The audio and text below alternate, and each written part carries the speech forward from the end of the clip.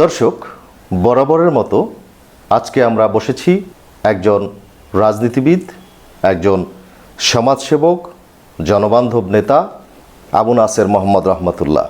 তিনি সদস্য জাতীয় নির্বাহী কমিটি বিএনপির। আপনারা জানেন বরিশাল সদর 5 আসনের চূড়ান্ত মনোনয়ন প্রত্যাশী। আমরা যেহেতু জানি যে এখন পর্যন্ত প্রার্থী চূড়ান্ত করা হয়নি, তাই তিনি এখনও আশা করেন যে তিনি এই সদর 5 আসনের একজন কর্ণধার হবেন। দর্শক, আমরা কথা না বাড়িয়ে সরাসরি চলে যাই। আমরা আজকে আপনার সঙ্গে খোলামেলা আলোচনা করব বরিশাল সদর 5 আসন নিয়ে। আমরা জানি যে বরিশাল সদরের মনোনয়ন দেয়া হয়েছে, এটা চূড়ান্ত হয়নি। তো সেক্ষেত্রে আমরা একটু জানার চেষ্টা করব যে সেই চূড়ান্ত মনোনয়নটা আমরা কবে পেতে পারি, বা বর্তমান বরিশালের যে রাজনীতির প্রেক্ষাপট সে সম্পর্কে একটু জানবো। ধন্যবাদ আপনাকে, আপনার মাধ্যমে এই দৈনিক গগনের আলোর দর্শক শ্রোতা মণ্ডলীকে। আজকে আপনার সঙ্গে এই খোলামেলা আলোচনার শুরুতেই আমি আমাদের দলের চেয়ারপারসন, সাবেক প্রধানমন্ত্রী, বাংলাদেশের সবচেয়ে জনপ্রিয় আপসহীন দেশনেত্রী বেগম খালেদা জিয়া যেহেতু অসুস্থ, আমি তার পরিপূর্ণ সুস্থতা কামনা করছি এবং আল্লাহ পাক যাতে তাকে অতি দ্রুত সুস্থ করে আমাদের মাঝে আবার সে আগের মতো তিনি যাতে ভূমিকা পালন করতে পারেন দেশ এবং জাতির পক্ষে, গণতন্ত্রের পক্ষে, স্বাধীনতা সার্বভৌমত্বের পক্ষে, আমি সেই প্রত্যাশা ব্যক্ত করছি। আপনি যেটা বলেছেন সেটা হচ্ছে যে বাংলাদেশ জাতীয়তাবাদী দলের পক্ষ থেকে ইতিমধ্যেই প্রথম ধাপে 237 জন এবং পরবর্তীতে গতকালকে সম্ভবত 18 জন প্রার্থী তালিকা ঘোষণা করা হয়েছে। আমরা রাজনীতি করি, রাজনৈতিক দল করি, রাজনৈতিক দলের কর্মসূচি বাস্তবায়নের চেষ্টা করি। বিশেষ করে ধরেন গত 17 বছর যে আন্দোলন সংগ্রাম হয়েছে, সেই আন্দোলন সংগ্রামে যথাযথ ভূমিকা পালন করার চেষ্টা করেছি।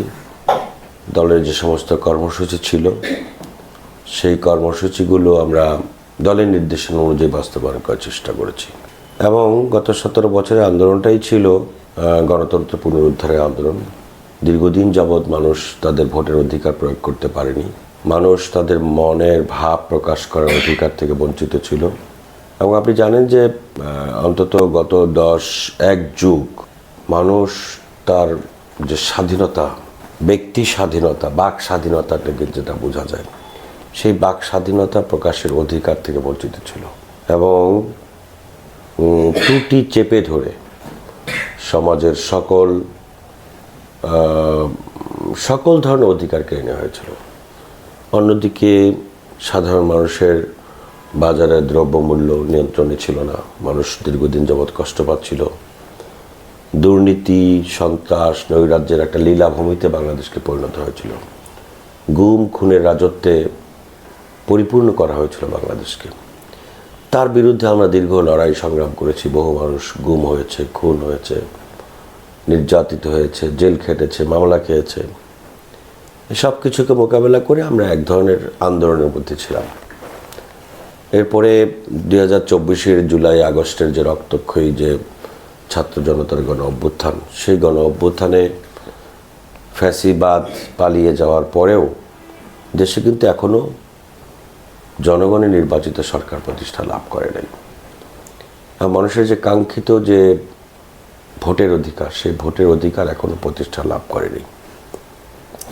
সেই ভোটের অধিকার লাভ করার পথে বাংলাদেশের মানুষ প্রত্যাশা করে আগামী ফেব্রুয়ারিতে একটি জাতীয় নির্বাচন অনুষ্ঠিত হবে।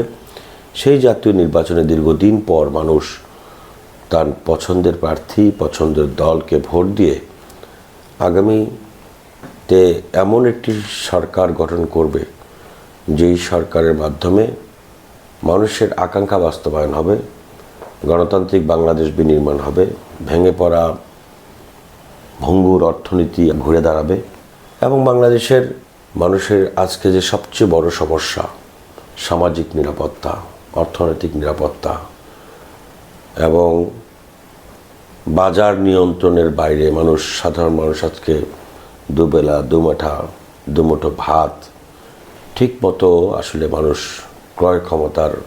মানুষের ক্রয় ক্ষমতার বাইরে। সে অবস্থায় একটি নির্বাচিত সরকারের কোনো বিকল্প নেই। আপনি দেখেছেন যে একজন অর্থ উপদেষ্টা তিনি নিজেই বলেছেন যে এই বিশৃঙ্খল পরিস্থিতি থেকে বের হওয়ার জন্য রাজনৈতিক সরকারের কোনো বিকল্প নেই। সেই রাজনৈতিক সরকার যখন প্রতিষ্ঠা করতে হবে, নির্বাচনের কোনো বিকল্প নেই। সেই নির্বাচনের মধ্য দিয়ে যদি আমাদেরকে সরকার গঠন করতে হয় তাহলে নির্বাচনমুখী হতে হবে। বিএনপি সবসময় একটি নির্বাচনমুখী রাজনৈতিক দল, এবং সেক্ষেত্রে বিএনপিও নির্বাচন করবে। নির্বাচন করতে গেলে যার যা নির্বাচনী এলাকায় একাধিক প্রার্থী থাকে। আমিও একজন মনোনয়ন প্রত্যাশী ছিলাম, আর অনেকেই ছিলেন। দল থেকে প্রাথমিকভাবে এটি মনোনয়ন ঘোষণাও করা হয়েছে, সেখানে আমি নেই, কিন্তু তার মানে কি আমি দল তো করি। অর্থাৎ একই দলেরই তো আপনারা জি সবাই? জি, দল করি, এবং দলের যে সিদ্ধান্ত, দল ধানের শীষ যাকে দেবে, বেগম খালেদা জিয়া, তারেক রহমান সাহেব যার হাতে ধানের শীষ তুলে দিবেন তিনি আমাদের প্রার্থী, তার পক্ষে আমরা কাজ করব। তবে চূড়ান্ত মনোনয়ন না ঘোষণা পর্যন্ত আমরা মনোনয়ন প্রত্যাশী ছিলাম, এখনও মনোনয়ন প্রত্যাশী আছি। আচ্ছা, সেক্ষেত্রে বিএনপি আপনারা যে কজন এখানে বরিশালের 5 আসনে আপনারা যে মনোনয়ন প্রত্যাশী ছিলেন তার মধ্যে অন্যতম একজন আপনি। তার কারণ হলো আমরা বরিশালে দেখেছি এবং সোশ্যাল মিডিয়াতে আমরা দেখেছি, এটা দর্শকের উদ্দেশ্যে বলছি, যে আপনি বিভিন্ন ধরনের শোডাউন থেকে শুরু করে গরিব দুঃখী অসহায় মেহনতি মানুষের পাশে আপনি দীর্ঘদিন যাবৎ থেকেছেন। এবং সেক্ষেত্রে দল কি আপনাকে আসলে কেন সেটা রেখে যিনি বারবার এই বরিশাল থেকে যিনি মনোনয়ন পেয়েছেন তাকেই আবার দিলেন?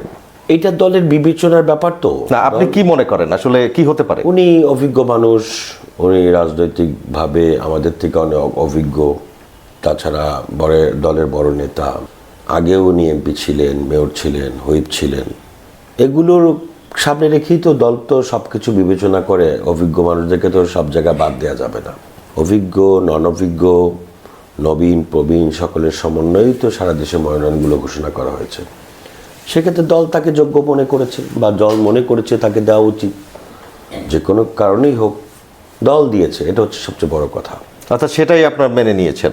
স্বাভাবিক, মেনে তো নিতেই হবে। কিন্তু আমি আবারও বলবো যে চূড়ান্তভাবে যেহেতু দলই বলেছে এটা প্রাথমিক মনোনয়ন, তো প্রাথমিক মনোনয়ন যতদিন পর্যন্ত আছে আমাদেরও চূড়ান্ত মনোনয়ন আগ পর্যন্ত আমরা মনোনয়ন প্রত্যাশী থাকবো, এটাই স্বাভাবিক। আচ্ছা, সে ধরনের কোনো ইঙ্গিত পেয়েছেন কিনা যে চূড়ান্ত মনোনয়ন কবে নাগাদ হতে পারে? আমরা জানি যে বিএনপির চেয়ারপারসন তিনি আসলে অসুস্থ রয়েছেন এবং তিনি লন্ডনে যাওয়ার সুস্থতার জন্য তিনি চিকিৎসার জন্য, উন্নত চিকিৎসার জন্য লন্ডনে যাচ্ছেন। তো সেক্ষেত্রে আপনি আসলে কি মনে করেন কবে নাগাদ আপনাদের এই চূড়ান্ত মনোনয়ন তো আসলে হয় কখন? যখন নির্বাচনী তফসিল ঘোষণা করা হবে, তফসিল ঘোষণা করার পর মনোনয়নপত্র দাখিলের দিন ঘোষণা করা হবে, এরপর মনোনয়নপত্র প্রত্যাহারের ঘোষণা দেওয়া হবে। সেই সময় দলের পক্ষ থেকে মনোনয়ন ফরম বিতরণ করা হবে। সেই ফরম বিতরণ করা হলে তারপরে দলের মনোনয়ন বোর্ড প্রত্যেকের সাক্ষাৎকার নেবেন, নিয়ে সেখানেই মূলত চূড়ান্ত মনোনয়ন ঘোষণা করা হবে। তার মানে আমরা ধরে নিচ্ছি যে এই যে সদর 5 আসনের যে মনোনয়নটি দেওয়া হয়েছে এটি রদবদল হতে পারে? হ্যাঁ, হতে তো পারেই, মানে সব জায়গাটাই হতে পারে। যে কোনো জায়গার আসন যে কোনো সময় বদল হতে পারে। এটা দলের উপরে নির্ভর করবে। দল যদি ভালো মনে করে যে যাকে প্রার্থী দেওয়া হয়েছে তাকে দিয়ে ভালো চলবে, তাকে চূড়ান্তভাবে মনোনয়ন ঘোষণা করতে পারে। পরিবর্তন যেহেতু অনেক জায়গায় হওয়ার আভাস রয়েছে, সেক্ষেত্রে সদর 5ও হতে পারে। বাট এটা নিশ্চয়তা নাই, এবং এই ধরনের কোনো রকমের আগাম ঘোষণা দেওয়া নেই। তবে কিছু জায়গায় রদবদল হবে, এই ইঙ্গিতটা আমাদের নেতারা বিভিন্নভাবে দিয়েছেন।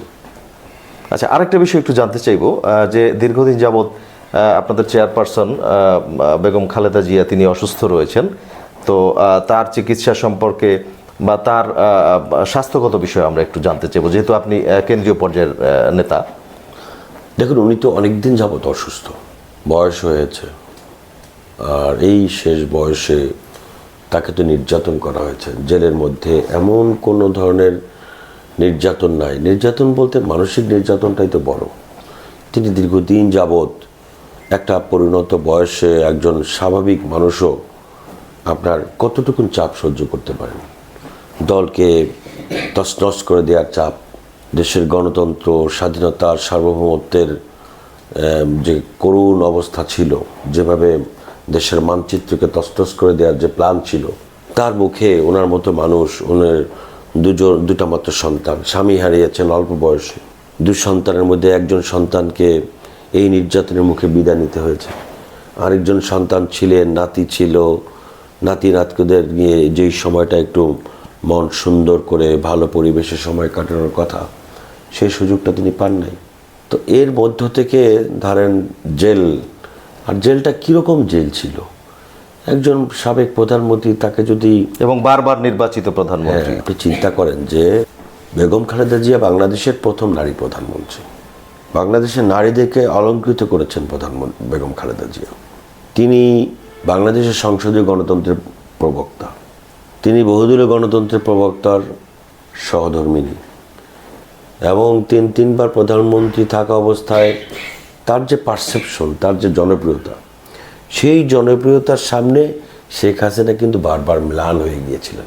বেগম খালেদা জিয়া 3 বার সারা বাংলাদেশের 5টি আসনে দাঁড়িয়ে 5টি আসনে নির্বাচিত হয়েছেন, এবং এক এক জেলা থেকে এক এক জায়গায়।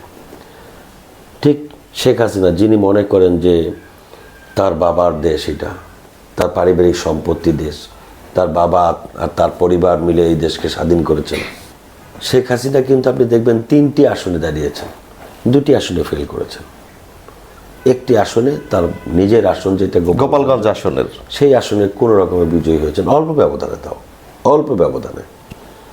তো সেইখানে বেগম খালেদা জিয়া মাত্র সদ্য স্বামীহারা 1991 সালে, এবং মাত্র সদ্য রাজনীতিতে আসা একজন, বলতে গেলে রাজনীতিতে উনি আসার 2-3 বছরের মধ্যে বাংলাদেশের মানুষের কাছে আপসের নেতৃত্বে পরিণত হয়েছেন, এবং 91 সালে তার জীবনের প্রথম নিজের নির্বাচন এবং দলীয় প্রধান হিসেবে নির্বাচন পরিচালনার দায়িত্ব পালন করেছেন, এবং সেক্ষেত্রে কিন্তু তিনি সফল হয়েছেন। এবং সেক্ষেত্রে শেখ হাসিনা কিন্তু তখন আপনার ছায়া মন্ত্রিসভা গঠন করে ফেলেছেন, তিনি প্রধানমন্ত্রী হবেন, শপথ গ্রহণ করবেন, কে কোন মন্ত্রণালয় নেবেন, সব কিছু বাগবাটোয়ারা শেষ।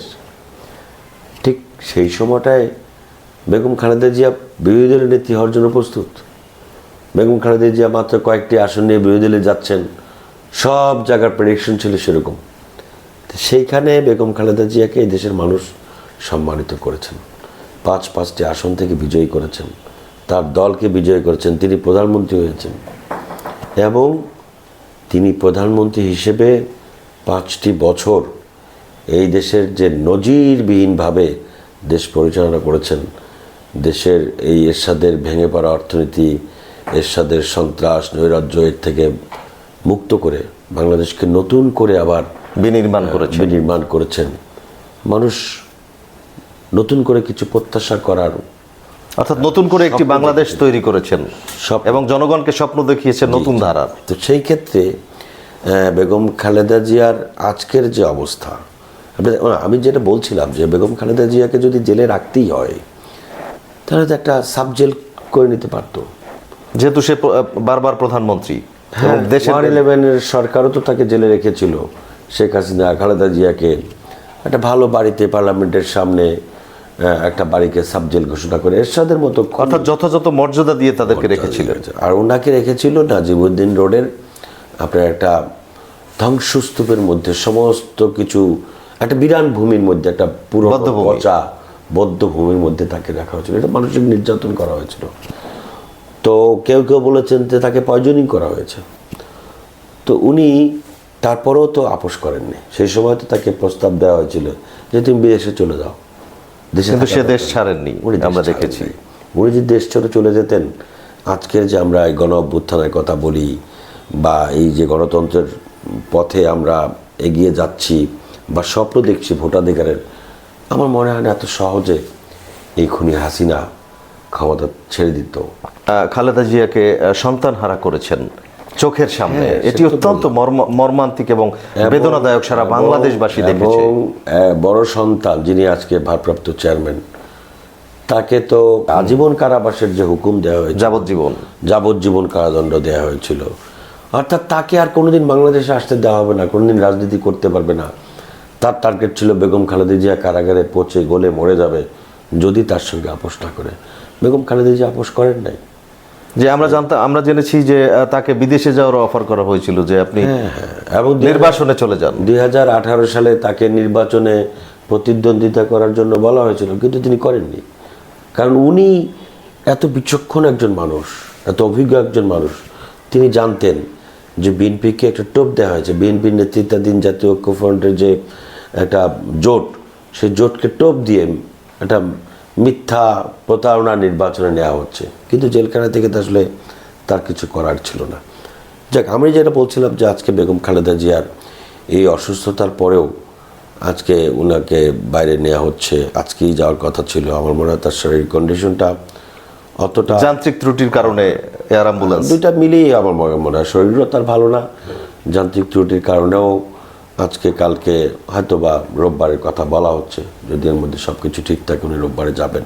দর্শকের প্রশ্ন, দেখা গেল আপনাদের মতো নেতাদের দর্শকরা কাছে থেকে পায় না, কিন্তু তাদের মনের মধ্যে একটা প্রশ্ন থাকে, সেটা হলো যে দলের দায়িত্ব পেয়ে এবং সমস্ত প্রকার মামলা থেকে তাকে অব্যাহতি দেওয়া হয়েছে তারেক রহমানকে, কিন্তু তারপরও তিনি দেশে আসছেন না। এই বিষয়টা একটু আমরা জানতে চাইবো আপনার মাধ্যমে। দেখুন, বিএনপির বিরুদ্ধে তো নানামুখী ষড়যন্ত্র শুরু থেকে হয়ে আসছে।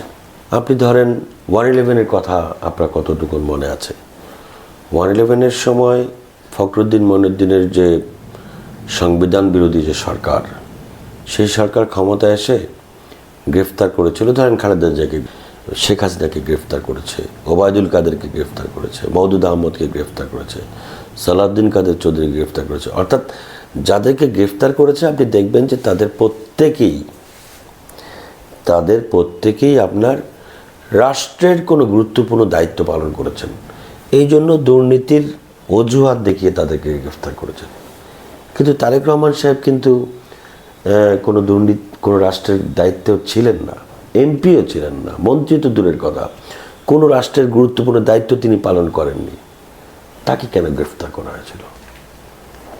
শুধুমাত্র ওই সময় থেকেই টার্গেট যে বিএনপিকে ধ্বংস করে দিতে হবে। বিএনপির যারা হাল ধরতে পারেন, জিয়া পরিবারের কোনো সদস্যকে সচল রাখা হবে না, মামলা দিয়ে হোক, জেলে ঢুকিয়ে হোক, যেভাবেই হোক। তাহলে কি আমরা এটা বলতে পারি না যে যারা আসলে এই ছকটা তৈরি করেছিলেন যে বিএনপিকে নিশ্চিহ্ন করে দিবেন, আজকে তারাই নিশ্চিহ্ন? তারাই নিশ্চিহ্ন, এটা আপাত দৃষ্টিতে মনে হচ্ছে। তারা যদি পরিপূর্ণ নিশ্চিহ্ন হয়ে যেতেন তাহলে তারেক রহমান সাহেবের দেশে আসতে এত দেরি হওয়ার কথা না।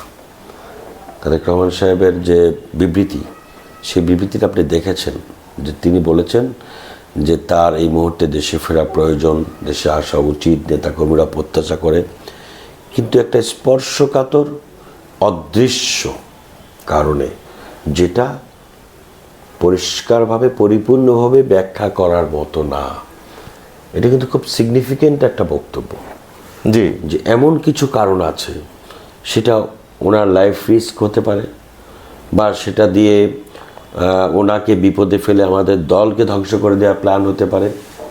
বাট আমি একজন রাজনৈতিক কর্মী হিসেবে তার ওই বক্তব্যটাকে গুরুত্ব দিতে চাই। তিনি যেটা বলেছেন, ওই বক্তব্যের গুরুত্বটা হচ্ছে যে এমন কিছু অদৃশ্য কারণ আছে যে কারণে তারেক রহমান সাহেব এখনও দেশে আসাকে নিরাপদ মনে করেন না, দেশের স্বার্থে, দলের স্বার্থে, জনগণের ব্যক্তিগত স্বার্থে না। তাহলে আমরা ধরে নিতে পারি যে আসলে তিনি কোনো এক অদৃশ্য শক্তির কারণেই তিনি আসলে দেশে আসতে পারছেন না। দর্শক, আপনারাও শুনতে পারলেন যে আসলে এই তারেক রহমান কেন দেশে আসছে না, এটি নিয়ে আপনাদের অনেক ধরনের প্রশ্ন থাকে। সেই প্রশ্নের উত্তর কিন্তু তারেক রহমান নিজেই দিয়ে দিয়েছেন, এবং আজকে আমাদের বরিশালের নেতা আবু নাসের মোহাম্মদ রহমাতুল্লাহর কাছ থেকে আমরা শুনতে পারলাম। দর্শক, আমরাও আশা করব যে তারেক রহমানের মতো একজন নেতা দেশে আসুক, দেশে আসলে একটি সুষ্ঠু নির্বাচন হবে, এবং এই সুষ্ঠু নির্বাচনের মাধ্যমে আমরা সুন্দর একটি দেশ পাবো বলে আমরা আশা করছি। আমরা একটু ফিরে যাব আবার বরিশালে। বর্তমানে বরিশালে আমরা দেখেছি যে ভিন্ন ভিন্ন জায়গায় এবং বিভিন্ন ধরনের ছোটোখাটো ঘটনা ঘটছে বিএনপির মধ্যেই, নিজেদের মধ্যে।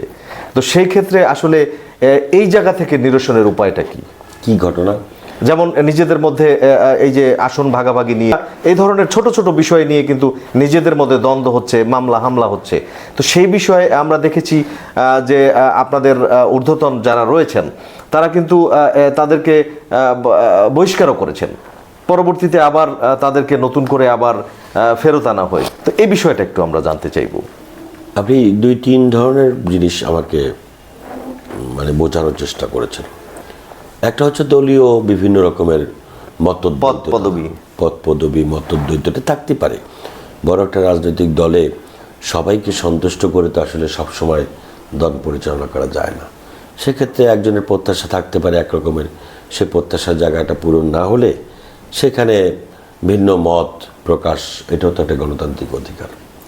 এটা হচ্ছে একটি বিষয়। আবার নির্বাচন কেন্দ্রিক যে দ্বন্দ্ব, যদি কিছু দ্বন্দ্ব থেকে থাকে, এটা ওই যে বললাম প্রাথমিক মনোনয়ন যেহেতু ঘোষণা করা আছে, এটাও প্রত্যেকেই চাইবেন যে তাকে মূল্যায়ন করা হোক। তো পত্র একটা, সবাইকে তো সন্তুষ্ট করা যাবে না, কিন্তু যারাই মনোনয়ন প্রত্যাশী আছেন, চূড়ান্ত মনোনয়ন ঘোষণা করার পরে এই ধরনের কোনো মতদ্বৈততা বা মতবিরোধ থাকবে না। আর টুকটাক দখলদারিত্ব বা এই জাতীয় যে বিষয়গুলো বলেছেন, সেটা হলো যে ধরেন কারো বিরুদ্ধে কাউকে দল থেকে প্রাথমিকভাবে যখন মিডিয়ায় আসে বা প্রচার হয়, তখন দলের স্বাভাবিকভাবেই দলকে সিদ্ধান্ত নিতে হয়। কারণ যে দল যেহেতু কোনো রকমের সন্ত্রাস, দুর্নীতি, নৈরাজ্য, দখলদারিত্বকে প্রশ্রয় দেয় না, এই ধরনের কোনো কিছু যদি প্রকাশ পায় মিডিয়ার মাধ্যমে, তাহলে সেটা দলকে কলঙ্কিত করা হয়, দলের দুর্নাম হয়। তো আমাদের ভারপ্রাপ্ত চেয়ারম্যান তো পরিষ্কার ভাষায় বলেছেন যে দলের ক্ষতি হবে, দলের দুর্নাম হবে, দলের বিরুদ্ধে আপনি কর্মকাণ্ড করবেন, এই বিশৃঙ্খলার দায় দল নেবে না। সেক্ষেত্রে মাঝে মাঝে কারো বিরুদ্ধে অভিযোগ আটলে সাথে সাথে দল প্রাথমিকভাবে একটা সিদ্ধান্ত নিয়ে তারপর তদন্ত করে। তদন্ত করার পরে যদি মনে হয় যে অপরাধটা এরকম, যে অপরাধটা 6 মাসের মধ্যে 6 মাস শাস্তি দিলে অপরাধটাকে তাই নিষ্কৃতি দেওয়া যায়, সেটা 6 মাস পরে উল্টো করা যেতে পারে। যদি কেউ মনে করে যে না 1 বছর বা 1.5 বছর তার অপরাধের শাস্তি, আপনি তো চুরি করলেও তো একটা বিচার আছে, ডাকাতি করলেও তো শুধরানোর জন্য একটা সময় দেওয়া হয়, আপনি কোর্টে গেলেও তো আপনার 2 বছরের সাজা হলো। তো 2 বছরের সাজা যখন পার করা শেষ, তখন তো তাকে মুক্তি দেওয়া হয়। সো এই ক্ষেত্রে যদি কেউ অপরাধ করে থাকে, সেই অপরাধের সাজা শেষ হওয়ার পরে তাকে তো আবার শুধরানোর জন্য সুযোগ দেওয়া হবে, আত্মশুদ্ধির জন্য তাকে সময় দেওয়া হবে। কেউ ভুল করতেই পারে এবং ইচ্ছাকৃত, যেমন ধরেন এই কিছুদিন পূর্বে আমাদের অঙ্গ সংগঠনের কিছু নেতাদের বিরুদ্ধে একটা বালু দখলের এই জাতীয় একটা অভিযোগ দেশব্যাপী মিডিয়ায় খুব প্রচার হয়েছে। আপনি দেখেন যে পুলিশ ওখানে যেই লোকটা বাদী ছিল, সেই লোকটা সরাসরি ফ্যাসিবাদের দোষর। অর্থাৎ আপনাদেরকে হেয় প্রতিপন্ন করার জন্য এই কাজ। ফ্যাসিবাদের দোষর সে যদি এসে আমাদের নেতাদের, আমাদের অঙ্গ সংগঠনের নেতাদের বিরুদ্ধে অন্যায়ভাবে দোষারোপ করে, এবং আপনি দেখেন যে পুলিশ যে রিপোর্ট দিয়েছে, সেই রিপোর্টে ওই জিনিসটা উঠে এসেছে, এবং আমাদের নেতাদের যাদের বিরুদ্ধে অভিযোগ দায়ের করা হয়েছিল তাদের কোনো সম্পৃক্ততা নাই, এটা কিন্তু পুলিশের প্রতিবেদনেও পাওয়া গেছে। এরপরে তাকে আপনি দল সাজা দেবে কি করে? সংগঠনের সভাপতি, সাধারণ সম্পাদক, তাদের কিভাবে সাজা দেবে? তো যেহেতু মিডিয়া প্রকাশ পেয়েছে, মিডিয়ার প্রকাশের পরে জনমনে একটা ক্ষোভের সৃষ্টি হয়েছে, সেই সময় সাময়িকভাবে ওই সিদ্ধান্ত গ্রহণ করা হয়েছিল। যাকে তদন্ত শেষে প্রশাসনিক তদন্ত এবং দলীয় তদন্ত দেখেছে যে আসলে এখানে এই ফ্যাসিবাদের দোসররাই বিভিন্নভাবে আমাদের দলকে কালারিং করার জন্য, আমাদের দলের নেতাদের চরিত্র হনন করবার জন্য এটা করেছিল, হেয় প্রতিপন্ন করার জন্য। ঠিক সেই সময়টাই আস্তে আস্তে ওটাকে সিদ্ধান্তটা পাওয়ার পরে তারপরে দল ঠান্ডা মাথায় চিন্তা ভাবনা করে কিন্তু তাদের যে দণ্ড দেওয়া হয়েছিল সেই দণ্ডটা প্রত্যাহার করা হয়েছে।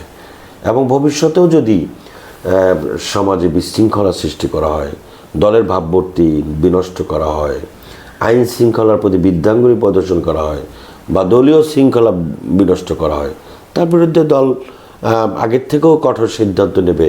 এটা আমরা ভারপ্রাপ্ত চেয়ারম্যানের কথায় আমরা বুঝতে পারি, এবং সেই জন্য আমরা সকলেই সতর্ক থাকার চেষ্টা করি এবং সতর্ক থাকব। যদি নতুন বাংলাদেশের কথা আমরা বলছি, সেই নতুন বাংলাদেশ গঠন করতে গেলে এই যে পুরনো যে বস্তা পচা এই দখল, তারপরে সন্ত্রাস, দুর্নীতি, চাঁদাবাজি, এগুলো বন্ধ না করতে পারলে তো আমরা নতুন বাংলাদেশ গড়তে পারবো না। তারেক রহমান সাহেব চাচ্ছেন 31 দফার আলোকে একটি নতুন বাংলাদেশ তৈরি করতে, যেই বাংলাদেশ 54 বছরের পিছিয়ে পড়া বাংলাদেশ ঘুরে দাঁড়ায় একটি ডাইনামিক বাংলাদেশে পরিণত হবে। অবশ্যই একটি উন্নত রাষ্ট্রে পরিণত হবে। পৃথিবীর বুকে একটি উন্নত রাষ্ট্রে পরিণত করার জন্য 31 দফার যে কর্মসূচি ঘোষণা করা হয়েছে, 31 দফার কর্মসূচি একটা ঐতিহাসিক একটা দলিল হিসেবে আমরা মনে করি। বরিশালবাসী তাদের প্রতি অনুরোধ হচ্ছে, যা আমরা 54 বছরে যেই বাংলাদেশ, সেই বাংলাদেশকে আমরা আসলে কাঙ্ক্ষিত বাংলাদেশে আমরা রূপান্তরিত করতে পারিনি।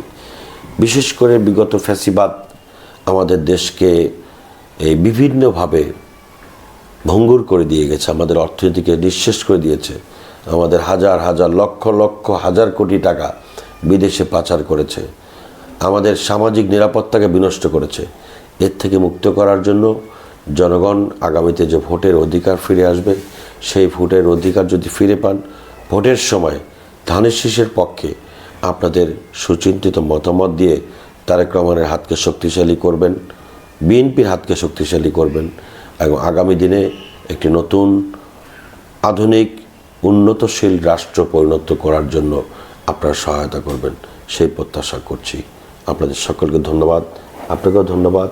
দর্শক, এখন কথা বলেছি আবু নাসের মোহাম্মদ রহমতুল্লাহ, সদস্য জাতীয় নির্বাহী কমিটি বিএনপি এবং বরিশাল সদর 5 আসনের চূড়ান্ত মনোনয়ন প্রত্যাশী তিনি। দর্শক, অনেক অজানা কথা আমরা তার কাছ থেকে শুনতে পারলাম, যে কথাগুলো আজকে আমরা স্টুডিওতে না আসলে জানতে পারতাম না। দর্শক, আমরাও আশা করব যে এই আবু নাসের মোহাম্মদ রহমতুল্লাহর মতো নেতা আমাদের ঘরে ঘরে তৈরি হোক, যাতে করে সমাজের দুঃখ দুর্দশা থেকে শুরু করে গরিব অসহায় মেহনতি মানুষের পাশে থেকে একটি সুন্দর সমাজ গঠন করতে পারেন, সেই প্রত্যাশায় আজকে আমরা বিদায় নিব। আপনারা ভালো থাকবেন, সবাই সুস্থ থাকবেন, সুন্দর থাকবেন, আমাদের সঙ্গেই থাকবেন।